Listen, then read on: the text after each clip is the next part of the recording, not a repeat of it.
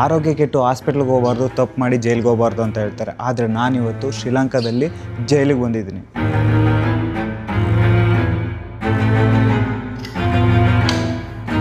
ನೋಡ್ತಾ ಇದ್ರಲ್ಲ, ಇವೆಲ್ಲ ಕೈದಿಗಳಿದ್ದಂಥ ಒಂದು ರೂಮು. ಅದ್ರ ಮುಂದೆ ಇಲ್ಲಿ ಅವರು ಸ್ನಾನ ಮಾಡ್ಕೊಳ್ಳೋದಕ್ಕೆ ಮತ್ತು ಅಲ್ಲಿ ಓಡಾಡ್ತಿರೋದಕ್ಕೆ ಇಷ್ಟೇ ಜಾಗ. ಯಾವುದೇ ಒಂದು ಕೈದಿಗೆ ಊಟ ಈ ಡೋರಲ್ಲಿ ಕೊಡ್ತಾ ಇರಲಿಲ್ಲ.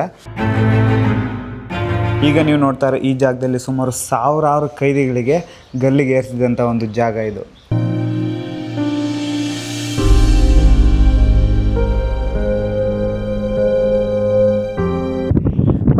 ಫೈನಲಿ ಗಾಯ್ಸ್, ಇದೇ ಲಾಸ್ಟ್ ಸ್ಟಾಪು. ಸಿಗಾಕೊಂಡ್ಬಿಟ್ಟಿದ್ದೀನಿ ಇಲ್ಲಿ.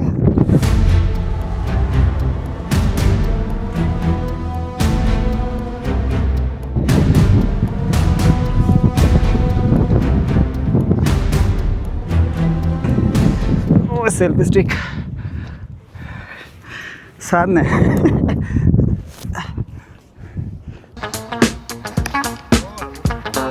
ಮಾಲಿಂಗ್ ಅಂತಾರೆ.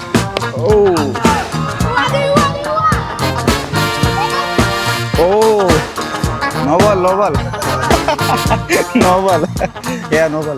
ಹಾಯ್, ಗುಡ್ ಮಾರ್ನಿಂಗ್ ಎಲ್ರಿಗೂ. ರೈಟ್ ನಾವು ನಾನೀಗ ಶ್ರೀಲಂಕಾದಲ್ಲಿ ಒಂದು ಅಟಾನ್ ಅನ್ನೋ ಒಂದು ಜಾಗದಲ್ಲಿದ್ದೀನಿ. ನಿನ್ನೆ ನಾನು ಸುಮಾರು 12,000 ಮೆಟ್ಲುಗಳನ್ನ ಹತ್ತಿ ಒಂದು ಜಾಗಕ್ಕೆ ಹೋಗಿದ್ದೆ. ಅದನ್ನೇ ಶ್ರೀಪಾದ ಅಂತ ಹೇಳ್ತಾರೆ. ರಾತ್ರಿ 2 ಗಂಟೆಗೆ ಬಿಟ್ಟು ಬೆಳಿಗ್ಗೆ 10 ಗಂಟೆವರೆಗೂ ಟ್ರೆಕ್ ಮಾಡ್ತಾನೆ ಇದ್ದೀನಿ. ನಿಜವಾಗ್ಲೂ one of the best place ಅಂತಾನೆ ಹೇಳ್ತೀನಿ ಶ್ರೀಲಂಕಾದಲ್ಲಿ.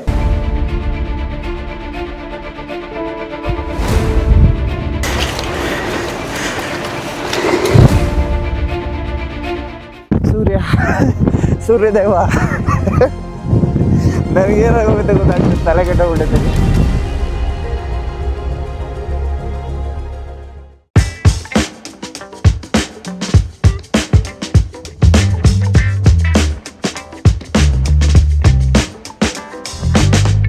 ಇದೇ ನಾನು ತಗೊಂಡಿದ್ದ ರೂಮು. ಇದು ಬಂದ್ಬಿಟ್ಟು ಶ್ರೀಲಂಕಾ ರೂಪೀಸಲ್ಲಿ 2,500 ರೂಪಾಯಿ ಚಾರ್ಜ್ ಮಾಡಿದ್ರು. ಅಲ್ಲಿಂದ ಚೆಕ್ಔಟ್ ಮಾಡ್ಕೊಂಡು ಈಗ ಹೋಗ್ಬೇಕು.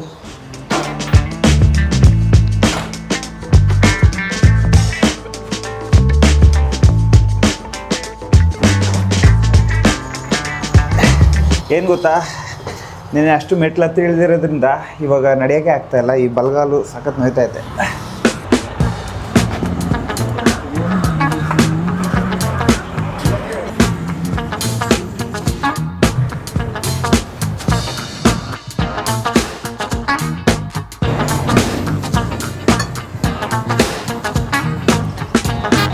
ಇದು ಬಂದ್ಬಿಟ್ಟು ಮಲ್ಲಿಪೂವ ಜಂಕ್ಷನ್ ಅಂತ ಹೇಳ್ತಾರೆ. ಇಲ್ಲಿಂದ ಡೈರೆಕ್ಟಾಗಿ ಕ್ಯಾಂಡಿಗೆ ಬಸ್ ಸಿಗುತ್ತೆ. ಕ್ಯಾಂಡಿ ಬಸ್ ಹತ್ಕೊಂಡ್ರೆ ನಾನು ಸೀದಾ ಗಂಪೋಲಾಗೆ ಹೋಗ್ಬೋದು.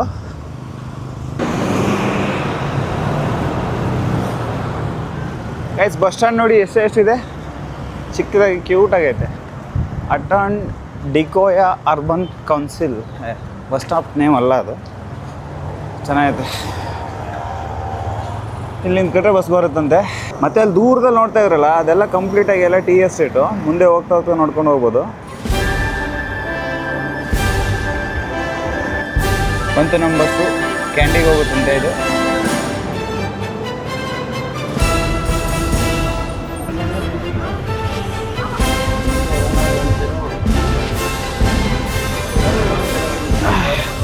ನಾನೆಲ್ಲೂ ಟಿಕೆಟ್ ಕೊಡ್ತಾರೆ ಅಂತ ವೆಯ್ಟ್ ಮಾಡ್ತಾ ಇದ್ದೆ. ಚೇಂಜ್ ಕೊಡ್ತಾರೆ.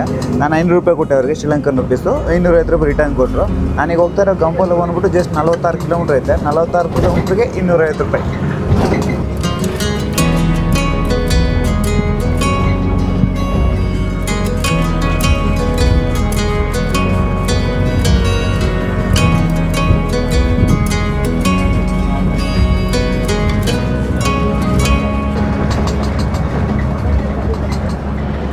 ಶ್ರೀಲಂಕಾದಲ್ಲಿ ಟ್ರೈನ್ ಜರ್ನಿ ತುಂಬ ಚೆನ್ನಾಗಿರುತ್ತೆ ಅಂತ ಹೇಳ್ತಾರೆ. ಬಟ್ ನಾನು ಹೇಳ್ತೀನಿ, ಬಸ್ ಜರ್ನಿ ಕೂಡ ತುಂಬ ಚೆನ್ನಾಗಿರುತ್ತೆ. ಯಾಕೆಂತಂದರೆ ಎಲ್ಲಿಂದ ಎಲ್ಲಿಗೆ ನೋಡ್ಕೊಂಡು ಕೂಡ ಫುಲ್ಲು ಟೀ ಎಸ್ಟೇಟ್ ನೋಡಿ ಹೇಗಿದೆ.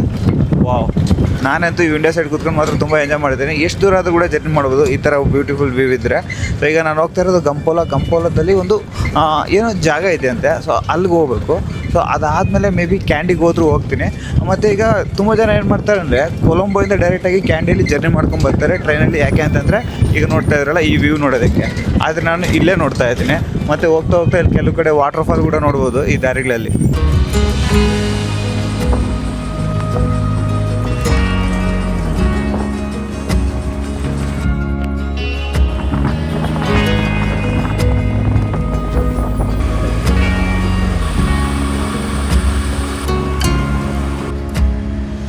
ಓಕೆ, ನಾನೀಗ ಟೋಟಲಾಗಿ 2500 ರೂಪಾಯಿ ಎಂಟ್ರಿ ಟಿಕೆಟ್ ತೊಗೊಂಡು ಅಂಬುಲುವ ಟವರ್ ಹತ್ರ ಬಂದಿದ್ದೀನಿ. ಇಲ್ಲಿಂದ ಮೇಲ್ಗಡೆ ಹೋದ್ರೆ ಒಂದು ಟವರ್ ಐತೆ, ಅಲ್ಲಿ ಹೋಗ್ಬೋದು. 2500 ರೂಪಾಯಿ. ಮತ್ತು ಇಲ್ಲಿಗೆ ಬರೋದಕ್ಕೆ ಪಿಕ್ಮೇನ್ ಒಂದು ಆ್ಯಪಲ್ಲಿ ಗಾಡಿ ಬುಕ್ ಮಾಡ್ಕೊಂಬಂದೆ, ಅದು ಬಂದ್ಬಿಟ್ಟು 1500. ಅಂದರೆ ಅವರು ಆ್ಯಪಲ್ಲಿ ತೋರಿಸೋದಿದ್ದು ಜಸ್ಟ್ 300 ರೂಪಾಯಿ, ಬಟ್ ಇಲ್ಲಿಗೆ ಬಂದಮೇಲೆ ಅವ್ರು ಹೇಳ್ತಾ ಇರೋದು 1.5, ಯಾಕಂದರೆ ಫುಲ್ಲು ಬೆಟ್ಟ ಹತ್ಬೇಕು ಅದಕ್ಕೆ. ಸಾರಿ, 2500 ಅಲ್ಲ, 2750 ರೂಪಾಯಿ. ಇಲ್ಲಿಂದ ಸ್ಟಾರ್ಟ್ ಆಗುತ್ತೆ ಸ್ಟೆಪ್ಸು. ಮೇಲ್ಗಡೆ ಹೋಗ್ತಾ ಸುತ್ಕೊಂಡು ಮೇಲ್ಗಡೆ ಹೊರಟೋಗ್ತೀವಿ. ಸೆಕೆಂಡ್ ಫ್ಲೋರಲ್ಲಿದ್ದೀವಿ ನಾವೀಗ. ಸೆಕೆಂಡ್ ಫ್ಲೋರ್ ಏನು ಗೊತ್ತಾ, ಟ್ರೈಪ್ಯಾಡ್ ತೊಗೊಂಡಿದ್ದೀನಿ. ಸೊ ಅಲ್ಲಿ ಮೇಲ್ಗಡೆ ಟವರ್ ಕಾಣಿಸ್ಬೇಕಂದ್ರೆ ಟ್ರೈಪ್ಯಾಡ್ ಇದ್ರೇ, ಇಲ್ಲಾಂದ್ರೆ ಆಗಲ್ಲ. ಓಕೆ, ನಾನೀಗ 6th ಫ್ಲೋರ್ಗೆ ಬಂದಿದ್ದೀನಿ. ಇದು 6th ಫ್ಲೋರ್. ಇಲ್ಲಿಂದ ಇನ್ನೂ ಮೇಲ್ಗಡೆ ಹೋಗ್ಬೇಕು. ಇದೇ ಎಂಡ್ ಅಂತ ನಾವು ಅನ್ಕೊಂತೀವಿ, ಬಟ್ ಅಲ್ಲ, ಇನ್ನೂ ಮೇಲ್ಗಡೆ ಈಗ ಹೋಗ್ಬೇಕು. ಬಟ್ ಇಲ್ಲಿಂದ ವ್ಯೂ ಮಾತ್ರ ಸಖತ್ತಾಗೈತೆ. ಸಿ,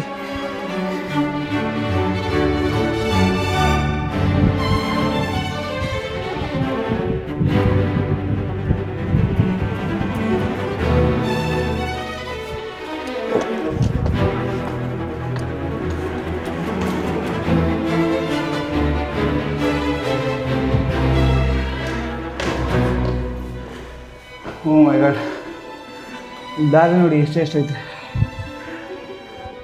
ಓಕೆ, ಈಗ ಸೆಲ್ಫಿ ಸ್ಟಿಕ್ ಹಿಡ್ಕೊಂಡು ಟಾಪ್ಗೆ ಹೋಗೋಣ. 10ನೇ ಫ್ಲೋರು. ಓಹ್ ಮೈ ಗಾಡ್, ಸೆಲ್ಫಿ ಸ್ಟಿಕ್ ಅಲ್ಲಾಡ್ತಾ ಜೋರ ಗಾಳಿಗೆ. ಓಹೋ,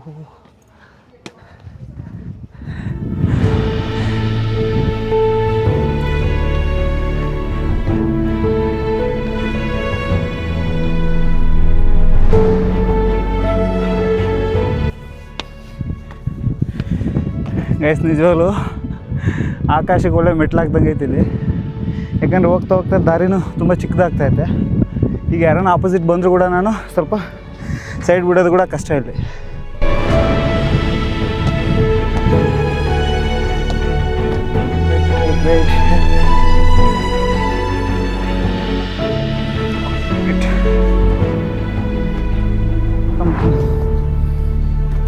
ಹಿಂಗಿರುತ್ತೆ ದಾರಿನೂ ಇರಲ್ಲ ಹೋಗೋದಕ್ಕೆ. ಎತ್ತ ನೋಡಿ,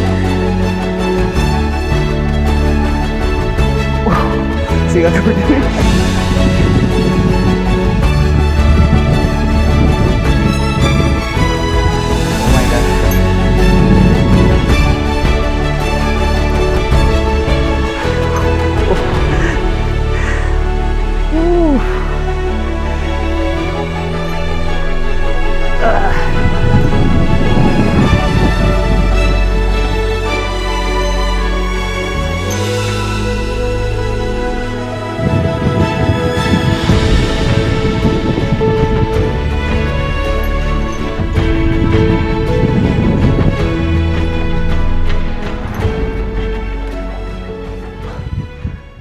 ಯಪ್ಪ, ಇನ್ನೂ ಎಲ್ಲೈತೆ ನೋಡ್ರಿ. ಓ ಮೈ ಗಾಡ್, ಈಗ ಸ್ವಲ್ಪ ಭಯ ಆಗ್ತಾಯಿದೆ ಮೇಲ್ಗಡೆ ಹೋದಂಗೆ. ಮೇ ಬಿ ಯಾರೂ ಇಲ್ಲ ಅನ್ಕೋತೀನಿ. ಇದೇ ಲಾಸ್ಟಾ? ನಿಮ್ಗೆ ಕಾಣಿಸ್ತೈತೆ ಏನಾದರೂ? ನನಗಂತೂ ಕಾಣಿಸ್ತಿಲ್ಲ, ಜಸ್ಟ್ ಮೇಲ್ಗಡೆ ಟವರ್ ಕಾಣಿಸ್ತೈತೆ. ಓ, ಸೆಲ್ಫಿ ಸ್ಟಿಕ್ ಸಾಧನೆ.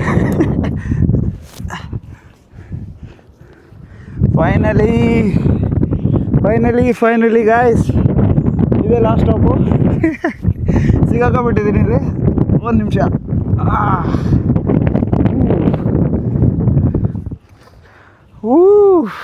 ವಾವ್,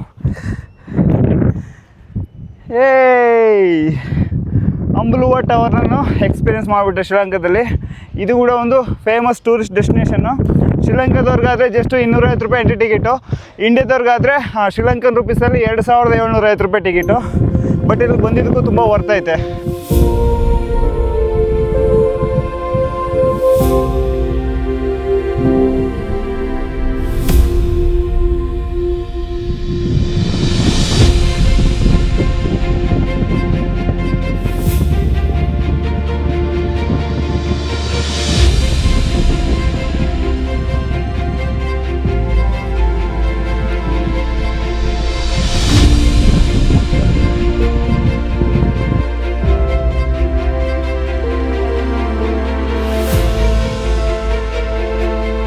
ಓಕೆ, ನನಗೆ ಇಲ್ಲಿಂದ ರಿಟರ್ನ್ ಹೋಗ್ತಾ ಇದ್ದೀನಿ. ಯಾಕೆಂತಂದರೆ ಅಲ್ಲಿ ನಮ್ಮ ಪಿಕ್ಮಿ ರೈಡರು ವೆಯ್ಟ್ ಮಾಡ್ತಾಯಿದ್ದಾರೆ. ಜಸ್ಟ್ ಈ ಟವರ್ ನೋಡೋಣ ಅಂತಲೇ ಬಂದೆ. ಅಲ್ಲಿ ನನ್ನಿಂದ ನೋಡ್ತಾ ಇದ್ರಲ್ಲ, ಅದು ಗಂಪೋಲ ಸಿಟಿ. ಸೊ ಗಂಪೋಲಿಂದ ಜಸ್ಟ್ ಒಂದು 5 ಕಿಲೋಮೀಟ್ರ್ ಬಂದರೆ ನಾವು ಈ ಯಾವುದಿದು ಟವರ್ ಹೆಸರು ಮಾಡ್ತದನಲ್ಲ, ಅಂಬುಲ್ವ ಟವರು. ಓಕೆ, ಅಂಬುಲ್ವ ಟವರ್ ನೋಡ್ಬೋದು. ಸೆಲ್ಫಿ ಸ್ಟಿಕ್ ಹೆಂಗೆ ತಗೊಳ್ಳೋದು, ಫೋನ್ ಏನಾರ ಬಿದ್ದರೆ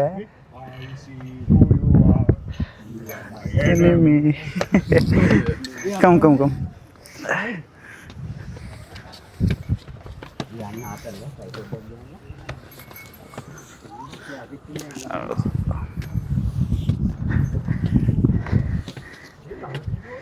ಒಂದೊಂದ್ಸರಿ ಸೀಸನಲ್ಲಿ ಇಲ್ಲಿ ಜನ ಫುಲ್ಲು ಜಾಮ್ ಆಗೋಗ್ಬಿಡ್ತಾರೆ. ಆ ರೇಂಜಿಗೆ ಜನ ಬರ್ತಾರಂತಿಲ್ಲಿ. ಈಗ ಸದ್ಯಕ್ಕೆ ಇಷ್ಟು ಜನ ಬರ್ತಿರೋದ್ರಿಂದ ನಾನು ಕೆಳಗಡೆ ಇಳಿಯೋಕ್ಕಾಗ್ತಿಲ್ಲ. ನೆನ್ನೆನ ಅದ್ಯಾವುದು ಶ್ರೀಪಾದ ಟ್ರೆಕ್ ಮುಗಿಸ್ಕೊಬಂದೆ. ಇವತ್ತು ಇದು, ಬಟ್ ಇದು ಚೆನ್ನಾಗಿತ್ತು, ಪರವಾಗಿಲ್ಲ.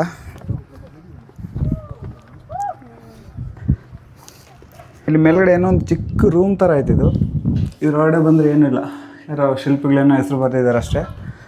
ಇನ್ನೇನೋ ಮಳೆ ಬಂದರೆ ಏನಾದರೂ ಇಲ್ಲಿ ಇರೋಕ್ಕೆ ಚೆನ್ನಾಗಿರುತ್ತೆ ಅಷ್ಟೇ.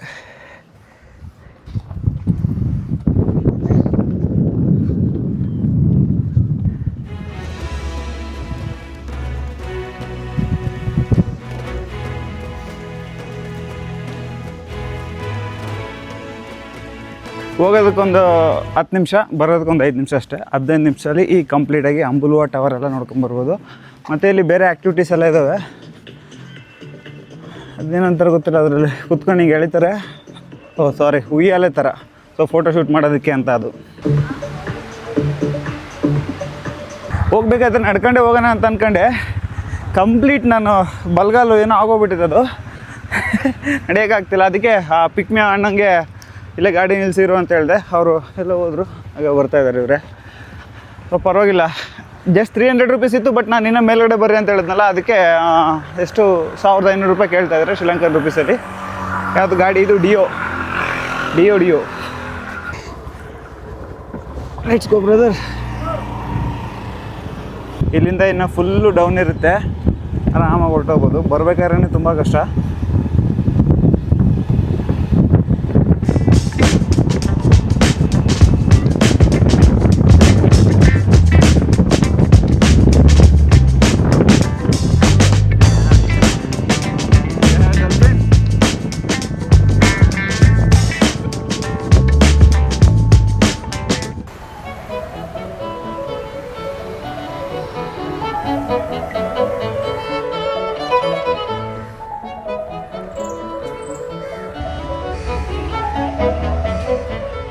ಆರೋಗ್ಯ ಕೆಟ್ಟು ಹಾಸ್ಪಿಟ್ಲಿಗೆ ಹೋಗಬಾರ್ದು, ತಪ್ಪು ಮಾಡಿ ಜೈಲಿಗೆ ಹೋಗಬಾರ್ದು ಅಂತ ಹೇಳ್ತಾರೆ. ಆದರೆ ನಾನಿವತ್ತು ಶ್ರೀಲಂಕಾದಲ್ಲಿ ಜೈಲಿಗೆ ಬಂದಿದ್ದೀನಿ.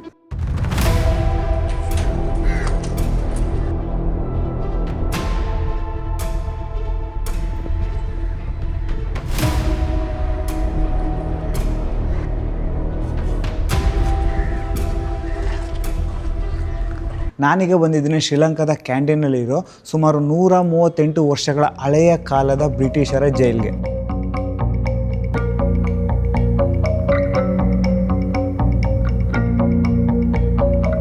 ಜೈಲ್ ಒಳಗಡೆ ಬರ್ತಿದ ತಕ್ಷಣ ನಮಗೆ ಈ ಕಡೆ ರೈಟ್ ಸೈಡ್ಗೆ ಇಲ್ಲೆಲ್ಲ ಕೈದಿಗಳು ಇರೋದಕ್ಕೆ ರೂಮುಗಳು ಮಾಡಿದ್ದಾರೆ. ಇದರಲ್ಲಿ ಹೋದರೆ ಇದು ಏನು ಅಂತ ಗೊತ್ತಿಲ್ಲ ನನಗೆ, ಬಟ್ ಇಲ್ಲಿ ನೇಲು ಇಲ್ಲ. ಇಲ್ಲಿ ಜಸ್ಟ್ ಸ್ವಲ್ಪ ಗಾಳಿ ಬರೋಕ್ಕೆ ಒಂದು ಚಿಕ್ಕ ಕಿಟಕಿ ಥರ ಐತೆ ಅಷ್ಟೇ. ಇದು ಒಂದು ಕೈದಿ ಇರೋದಕ್ಕೆ ರೂಮು. ಇವೆಲ್ಲ ರೂಮ್ಸೇ.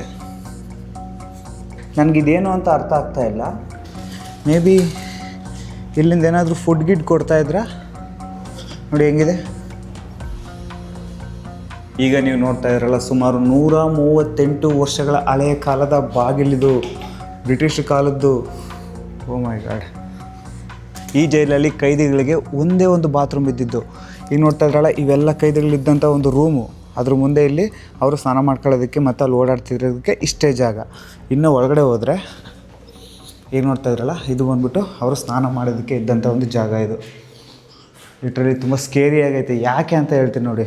ಇಲ್ಲಿ ಸುಮಾರು ಎಷ್ಟು ಸಾವಿರಾರು ಜನ ಸತ್ತೋಗಿದ್ದಾರೆ, ಅಂದರೆ ಅವ್ರಿಗೆ ಮರಣದಂಡನೆ ಕೊಟ್ಟಿದ್ದಾರೆ ಬ್ರಿಟಿಷರು. ಆಯಿತಾ, ಅದಕ್ಕೆ ಸ್ವಲ್ಪ ಭಯ ಆಗ್ತಾಯಿದೆ. ಇನ್ನು ಇದು ನೋಡ್ತಾಯಿದ್ರೆ ಇದೆಲ್ಲ ತಟ್ಟಿ ನೀರು ಫಿಲ್ ಮಾಡ್ಕೊಳ್ಳೋದಕ್ಕೆ ಅಂತ. ಸೊ ಇದು ಬಂದ್ಬಿಟ್ಟು ಬಾತ್ರೂಮು. ಓಕೆ ನೋಡಿ ಬಾತ್ರೂಮ್ ಇದು.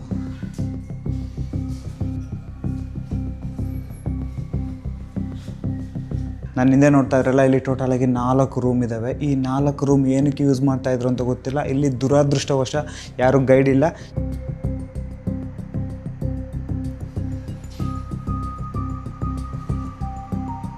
ಕೈದಿಗಳಿದ್ದಂಥ ರೂಮ್ಗೆ ಬಾಗಿಲು ಮುಂದಕ್ಕೆ ಬರ್ತಾ ಇಲ್ವೇ,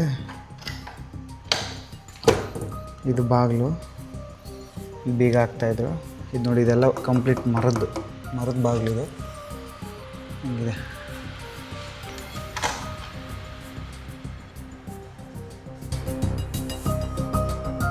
ರೂಮ್ ನಂಬರ್ 24. ಒಳಗಡೆ ಬಂದರೆ ಇಲ್ಲಿ ನೋಡ್ತಿರಲ್ಲ, ಇದು ಕಬ್ಬಿಣದ ಗೇಟು. ಓಕೆ, ಫುಲ್ ಎಲ್ಲ ಎಂಟಿ. ಇನ್ನು ಇಲ್ಲಿ ಟಾಯ್ಲೆಟ್ ನೋಡಿ ಹೆಂಗಿದೆ. ಓ, ನಿಜವಾಗ್ಲೂ ಮನುಷ್ಯನಿಗೆ ಫ್ರೀಡಮ್ ಅನ್ನೋದು ಎಷ್ಟು ಇಂಪಾರ್ಟೆಂಟು ಅಂತ ಈ ಜೈಲಿಗೆ ಬಂದರೆ ಗೊತ್ತಾಗುತ್ತೆ. ಹೊರಗಡೆ ಇದ್ದಾಗ ಬೇಕಾದಷ್ಟು ತಪ್ಪುಗಳು ಮಾಡ್ತಾನೆ, ತಪ್ಪು ಮಾಡ್ಬೇಕಾದ್ರೆ ಗೊತ್ತಾಗಲ್ಲ. ಆದರೆ ಇಂಥ ಜಾಗಗಳಿಗೆ ಬಂದಾಗ ಮನುಷ್ಯನ ಜೀವನದ ನಿಜವಾದ ವ್ಯಾಲ್ಯೂ ಗೊತ್ತಾಗುತ್ತೆ. ಈ ಜೈಲುಗಳಲ್ಲಿ ಬ್ರಿಟಿಷರು ಶ್ರೀಲಂಕಾದಲ್ಲಿ ಯಾರೆಲ್ಲ ತಪ್ಪು ಮಾಡ್ತಾರೆ ಮತ್ತು ರಾಜಕಾರಣಿಗಳು ಇರ್ತಾರಲ್ಲ, ಪ್ರೊಟೆಸ್ಟ್ ಮಾಡ್ತಾರಲ್ಲ, ಅವ್ರನ್ನೆಲ್ಲ ಕರ್ಕೊಬಂದು ಈ ಜೈಲುಗಳಲ್ಲಿ ಇಡ್ತಾಯಿದ್ರು.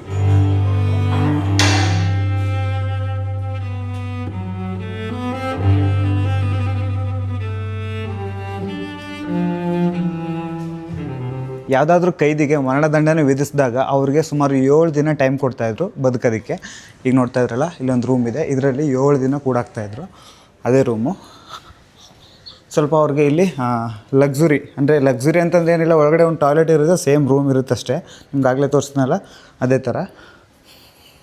ಫುಲ್ಲು ಕತ್ಲು. ಯಾವುದೇ ಒಂದು ಕೈದಿಗೆ ಊಟ ಈ ಡೋರಲ್ಲಿ ಕೊಡ್ತಾ ಇರಲಿಲ್ಲ.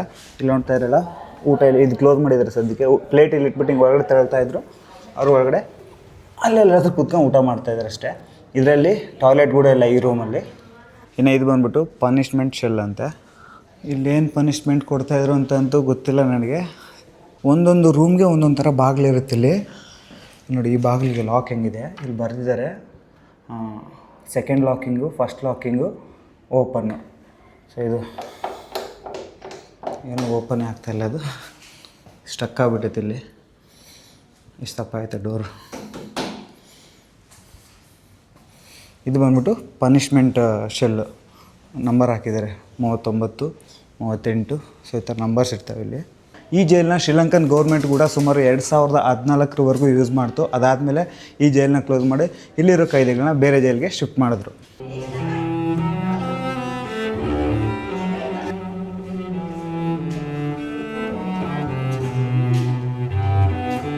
ಇನ್ನು ಈ ಜೈಲಲ್ಲಿದ್ದಂತಹ ಕೈದಿಗಳಿಗೆ ಮರಣದಂಡನೆ ವಿಧಿಸ್ತಾಯಿದ್ರು. ಅವರಿಗೆ ನನ್ನ ಹಿಂದೆ ನೋಡ್ತಾ ಇರಲ್ಲ, ಅಲ್ಲೊಂದು ಜಾಗ ಇದೆ, ಆ ಜಾಗದಲ್ಲಿ ಗಲ್ಲಿಗೆ ಏರಿಸ್ತಾಯಿದ್ರು. ಈಗ ನೀವು ನೋಡ್ತಾ ಇರೋ ಈ ಜಾಗದಲ್ಲಿ ಸುಮಾರು 1000 ಕೈದಿಗಳಿಗೆ ಗಲ್ಲಿಗೆ ಏರಿಸಿದಂಥ ಒಂದು ಜಾಗ ಇದು. ಇಲ್ಲಿ ನೋಡಿ, 2014ರಲ್ಲಿ ಶ್ರೀಲಂಕನ್ ಗೌರ್ಮೆಂಟು ಈ ಜಾಗನ ಯೂಸ್ ಮಾಡ್ತಾ ಇದ್ರಲ್ಲ, ಅವಾಗಿದ್ದು ಫೋಟೋ ಇದು.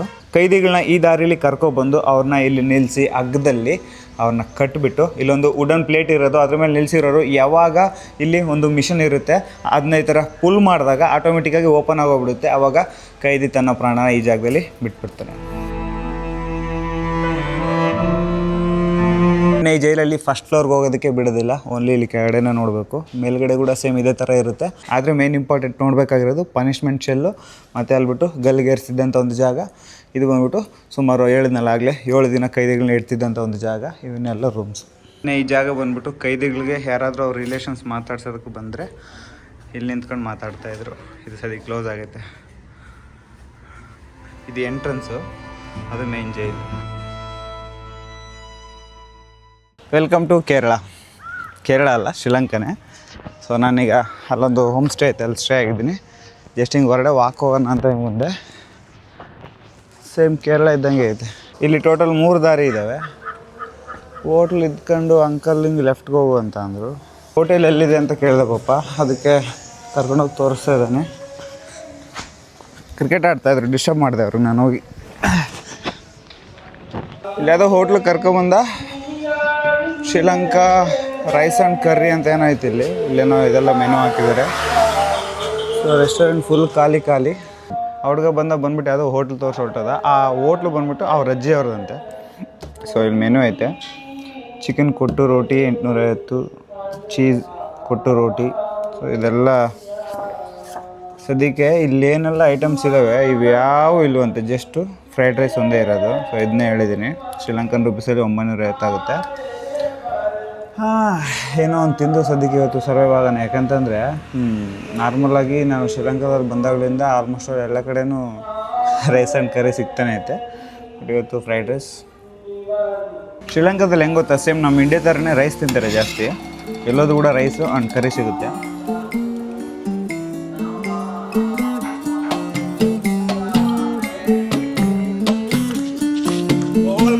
ಇಲ್ಲಿ ಸೀರಿಯಸ್ ಮ್ಯಾಚ್ ನಡೀತೈತೆ. 4 ಓವರ್ಗೆ 12 ಹೊಡಿಬೇಕು. ಸೊ ನನಗೆ ಬ್ಯಾಟಿಂಗ್ ಟೀಮಲ್ಲಿ ಜಾಯ್ನ್ ಆಗಿದ್ದೀನಿ. ಬತ್ತಿದ ತಕ್ಷಣ ಸೇರಿಸ್ಕೊಂಡ್ರು ಹುಡುಗ, ಇವನೇ ಕ್ಯಾಪ್ಟನ್ ನನಗೆ. ಓ ಮರ ಎಲ್ಲ ಅಲ್ಲಾಡ್ತಾವೆ ಬೀಸಿದಕ್ಕೆ. ಓ ನೋಬಲ್ ನೋಬಲ್ ನೋಬಲ್ ನೋಬಲ್ ಇದೆ ಬ್ಯಾಟ್ ಸಖತ್ತಾಗೈತೆ. ವಾವ್, ನೋಡೋಣ ಒಂದು 2 6 ಹೊಡೆಯೋಕ್ಕೆ ಟ್ರೈ ಮಾಡ್ತೀನಿ. ತುಂಬ ದಿನ ಆಯಿತು ಕ್ರಿಕೆಟ್ ಆಡಿ. ನಾನು ಲಾಸ್ಟ್ ಆಡಿದ್ದೆ ಇವಾಗ ಮಧ್ಯಪ್ರದೇಶಲ್ಲಿ 100 ಡೇಸ್ ಸೀರೀಸಲ್ಲಿ. ಈಗ ಮತ್ತೆ ಇಲ್ಲ ಆಡ್ತಾಯಿದ್ದೀನಿ. ಏನಂತಂದರೆ ಅಪರೂಪಕ್ಕೆ ಆಡಿದ್ರೆ ಬಾಲ್ ಡಾಟ್ ಆಗುತ್ತೆ. ತುಂಬ ಕಾನ್ಫಿಡೆಂಟಾಗಿ ಹೋಗ್ತೀನಿ, ಅದು ಕೂಡ ಗೊತ್ತಿಲ್ಲ ಏನಾಗುತ್ತೆ. ಮೇ ಬಿ ಬ್ಯಾಟಿಂಗ್ ಸಿಕ್ಕರೆ ಟ್ರೈ ಮಾಡ್ತೀನಿ. ಅದಕ್ಕೆ ಈಗ ನಮ್ಮವ್ರು ಆಡ್ತಾವ್ರೆ. ಅವ್ರು ನೋಡಿ ಸೇಮ್ ಒಳ್ಳೆ ಮಾಲಿಂಗನ್ ಥರ ಹಾಕ್ತಾರೆ ಮಾಲಿಂಗನ್ ಥರ. ಓ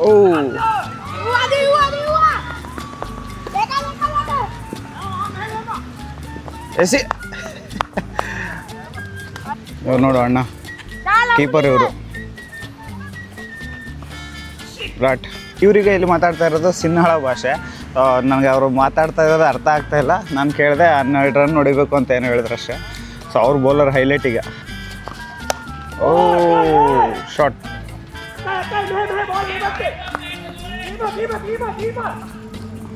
ಎಸ್ 2 ಬಾಲ್ಗೆ 7 ರನ್ಸ್.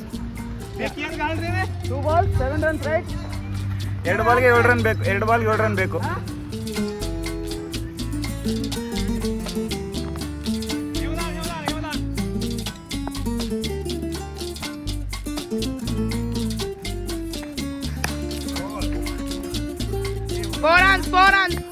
Four runs.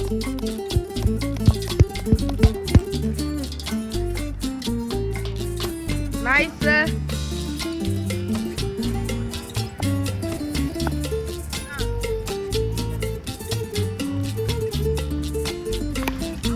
Oh!